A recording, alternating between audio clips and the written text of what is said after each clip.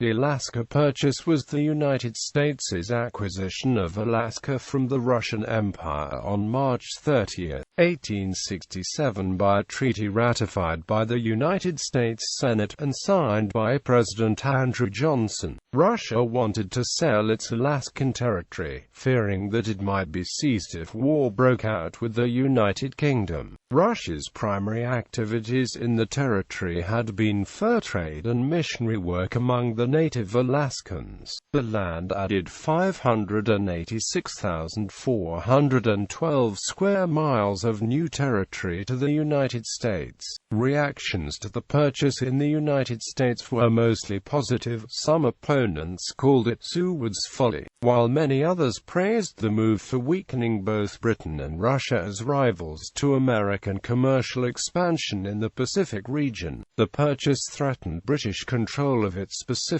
Coast colony, giving added impetus to Canadian Confederation, which was realized just 3 months later, in July 1867. The Dominion of Canada would welcome British Columbia to Confederation in 1871, earning U.S. hopes of annexation and an uninterrupted connection of Alaska to the United States. Originally organized as the Department of Alaska, the area was renamed the District of Alaska and the Alaska Territory before becoming the modern state of Alaska upon being admitted to the Union as a state in 1959.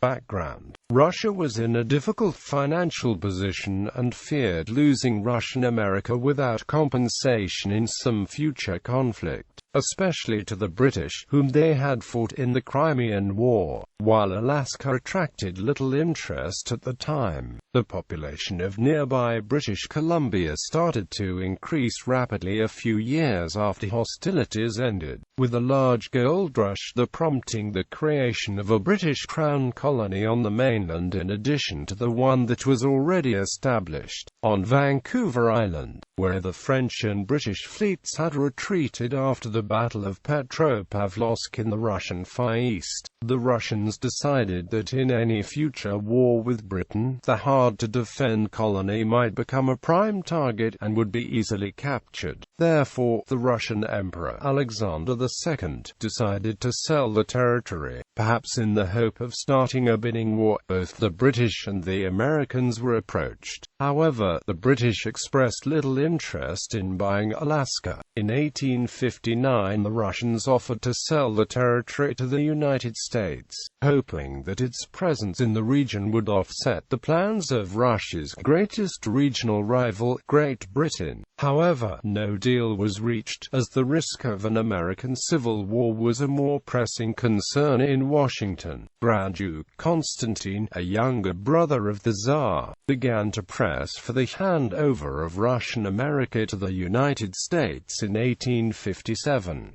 In a memorandum to Foreign Minister Alexander Gorchakov, he stated that we must not deceive ourselves and must foresee that the United States, aiming constantly to round out the possessions and desiring to dominate undividedly the whole of North America, will take the aforementioned colonies from us and we shall not be able to regain them. This proposal was a topic in the higher echelons of the Russian government throughout 1857 and 1858. Constantine's letter was shown to his brother, Tsar Alexander II, who wrote, "This idea is worth considering." On the front page, supporters of Constantine's proposal to immediately withdraw from North America included Admiral Yevgeny Putyutin and the Russian minister to the United States, Edouard de Stoeckl. Gorchakov agreed with the necessity of abandoning Russian America, but argued for a gradual process leading to its sale. He found a supporter in the naval minister and former chief manager of the Russian-American Company, Ferdinand von Wrangel. Wrangel pressed for some proceeds to be invested in the economic development of Kamchatka and the Amur Basin. The emperor eventually sided with Gorchakov, deciding to postpone negotiations until the end of the RAC's patent, set to expire in 1861. Over the winter of 1859 to 1860, Stoeckl held meetings with American officials, though he had been instructed not to initiate discussions about the sale of the RAC assets. Communicating primarily with Assistant Secretary of State John Appleton and Senator William M. Gwynne, Stoeckl reported the interest expressed by the Americans in acquiring Russian America. While President James Buchanan kept these hearings informal, preparations were made for further negotiations. Senator Gwynne tendered a hypothetical offer of $5 million for the Russian colony, a figure Gorchakov found far too low. Stoeckl informed Appleton and Gwynne of this, the latter saying that his congressional colleagues in Oregon and California would support a larger figure. Buchanan's increasingly unpopular presidency forced the matter to be shelved until a new presidential election. With the oncoming American Civil War, Stoeckl proposed a renewal of the RAC's charter. Two of its ports were to be open to foreign traders and commercial agreements with Peru and Chile to be signed to give a fresh jolt to the company. Additionally, the Russian crown sought to repay money to its landowners after its emancipation reform of 1861 and borrowed £15 million from Rothschilds at 5% annually.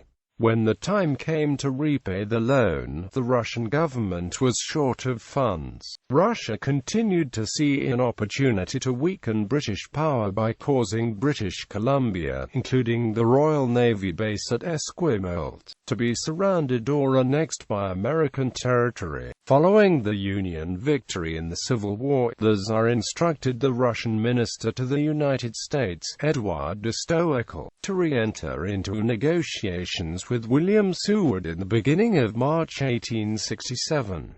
President Johnson was entangled in negotiations about Reconstruction, and Seward had alienated a number of Republicans, so they believed that the purchase would help divert attention from the current domestic matters. The negotiations concluded after an all-night session with the signing of the treaty at 4 o'clock on March 30, 1867, with the purchase price set at $7.2 million, or about 2 cents per acre. Public opinion. The notion that the purchase was unpopular among Americans is, as Folly wrote 120 years later, one of the strongest historical myths in American history. It persists despite conclusive evidence to the contrary, and the efforts of the best historians to dispel it, likely in part because it fits American and Alaskan writers' view of the territory as distinct and filled with self-reliant pioneers. American public opinion was not universally positive. To some, the purchase was known as Seward's Folly or Seward's Icebox. Newspaper editorials contended that taxpayer money had been wasted on a polar bear garden. Nonetheless, most newspaper editors argued that the U.S. would probably derive great economic benefits from the purchase. Friendship with Russia was important, and it would facilitate the acquisition of British Columbia. 45% of newspapers endorsing the purchase cited the increased potential for annexing British Columbia in the support. W. H. Dahl in 1872 read that there can be no doubt that the feelings of a majority of the citizens of the United States are in favor of it. While referring to purchasing the territories of Russia in America, a review of dozens of newspapers of the day reveals general support for the purchase, especially in California, and most of the 48 major newspapers supported the purchase at the time. The principal urban newspaper that opposed the purchase was the New York Tribune, published by Seward opponent Horace Greeley. The ongoing controversy over Reconstruction spread to other acts, such as the Alaska Purchase. Some opposed the United States obtaining its first non-contiguous territory, seeing it as a colony. Others saw no need to pay for land that they expected the country to obtain through manifest destiny. Historian Ellis Paxson Oberholtz has summarized the minority opinion of some American newspaper editors who opposed the purchase. Already, so it was said, we were burdened with territory we had no population to fill. The Indians within the present boundaries of the Republic strained our power to govern Aboriginal peoples. Could it be that we would now, with open eyes, seek to add to our difficulties by increasing the number of such peoples under our national care? The purchase price was small. The annual charges for administration, civil and military, would be yet greater, and continuing. The territory included in the proposed cession was not contiguous to the national domain. It lay away at an inconvenient and a dangerous distance. The treaty had been secretly prepared, and signed and foisted upon the country at 1 o'clock in the morning. It was a dark deed done in the night. The New York World said that it was a sucked orange. Quote, "It contained nothing of value but fur-bearing animals, and these had been hunted until they were nearly extinct. Except for the Aleutian Islands and a narrow strip of land extending along the southern coast, the country would be not worth taking as a gift. Unless gold were found in the country, much time would elapse before it would be blessed with hoe printing presses, Methodist chapels and a metropolitan police. It was a frozen wilderness." American ownership. An Aleutian name, Alaska, was chosen by the Americans. This name had earlier, in the Russian era, denoted the Alaska Peninsula, which the Russians had called Seward, and many other Americans believed that Asia would become an important market for the country's products, and expected that Alaska would serve as a base for American merchant ships. Senator Charles Sumner was unusual in expecting that the territory would be valuable on its own. Having studied the records of explorers, he believed that it contained valuable animals and forests. As chair of the Foreign Relations Committee, he sponsored the bill to acquire the territory. Seward told the nation that the Russians estimated that Alaska contained about 2,500 Russians and those of mixed race, and 8,000 indigenous people. In all, about 10,000 people under the direct government of the Russian Fur Company, and possibly 50,000 Inuit and Alaska natives living outside its jurisdiction. The Russians were settled at 23 trading posts, placed at accessible islands and coastal points. At smaller stations, only 4 or 5 Russians were stationed to collect furs from the natives for storage and shipment when the company's boats arrived to take it away. There were 2 larger towns. New Archangel, now named Sitka, had been established in 1804 to handle the valuable trade in the skins of the sea otter, and in 1867 contained 116 small log cabins with 968 residents. St. Paul in the Pribilof Islands had 100 homes and 283 people and was the center of the seal fur industry. The treaty passed the United States Senate with 37 votes for versus 2 opposed. Transfer ceremony. The transfer ceremony took place in Sitka on October 18, 1867. Russian and American soldiers paraded in front of the governor's house. The Russian flag was lowered and the American flag raised amid peals of artillery. A description of the events was published in Finland 6 years later, written by a blacksmith named T. Ulland, who had been recruited to work in Sitka only less than 2 years previously. When the business with the flags was finally over, Captain of Second Rank Alexei Alexeyevich Pescherov said, "General Rousseau, by authority from His Majesty, the Emperor of Russia, I transfer to the United States the territory of Alaska." General Lovell Rousseau accepted the territory.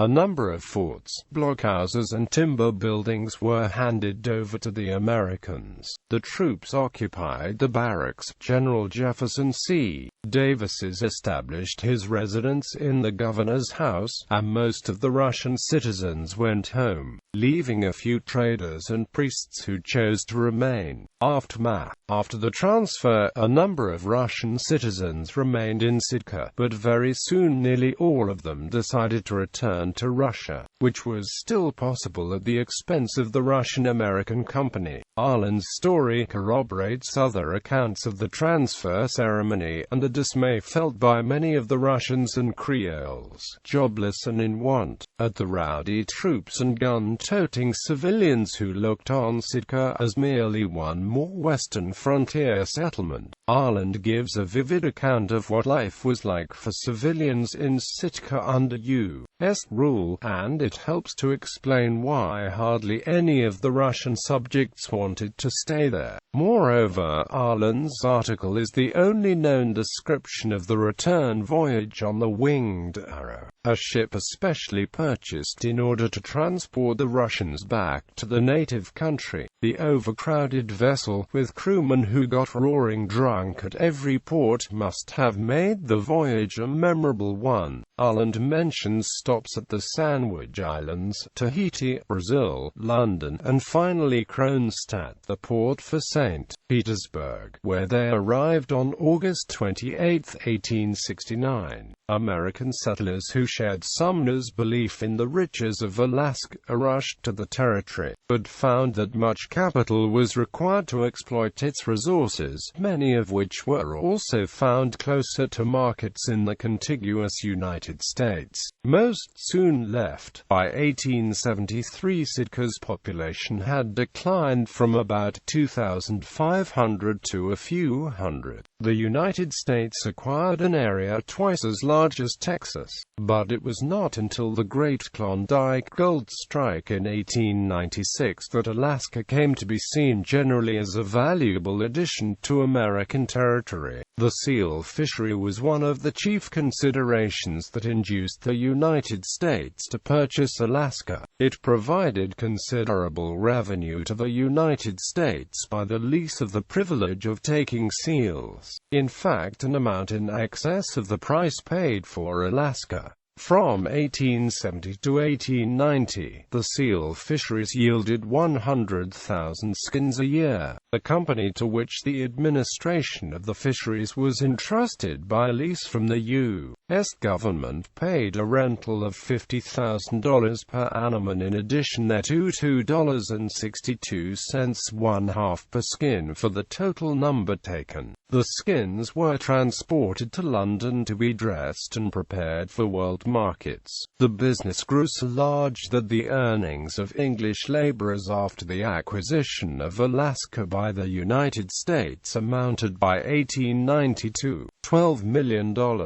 However, exclusive U.S. control of this resource was eventually challenged, and a Bering Sea Controversy resulted when the United States seized over 150 sealing ships flying the British flag, based out of the coast of British Columbia. The conflict between the United States and Great Britain was resolved by an arbitration tribunal in 1893. The waters of the Bering Sea were deemed to be international waters, contrary to the U.S.'s contention that they were an internal sea. The U.S. was required to make a payment to Great Britain, and both nations were required to follow regulations which were developed to preserve the resource. Financial return. Economist David R. Barker has argued that the U.S. federal government has not earned a positive financial return on the purchase of Alaska. According to Barker, tax revenue and mineral and energy royalties to the federal government have been less than federal costs of governing Alaska plus interest on the borrowed funds used for the purchase. John M. Miller has taken the argument further, contending that U. oil companies that developed Alaskan petroleum resources did not earn profits sufficient to compensate for the risks they have incurred. Other economists and scholars, including Scott Goldsmith and Terence Cole, have criticized the metrics used to reach those conclusions, noting that most continental Western states would fail to meet the bar of positive financial return using the same criteria, and contending that, looking at the increase in net national income, instead of simply U.S. Treasury revenue, paints a much more accurate picture of the financial return of Alaska as an investment. Alaska Day. Alaska Day celebrates the formal transfer of Alaska from Russia to the United States, which took place on October 18, 1867. The date is by the Gregorian calendar, which came into effect in Alaska the following day to replace the Julian calendar used by the Russians. Alaska Day is a holiday for all state workers.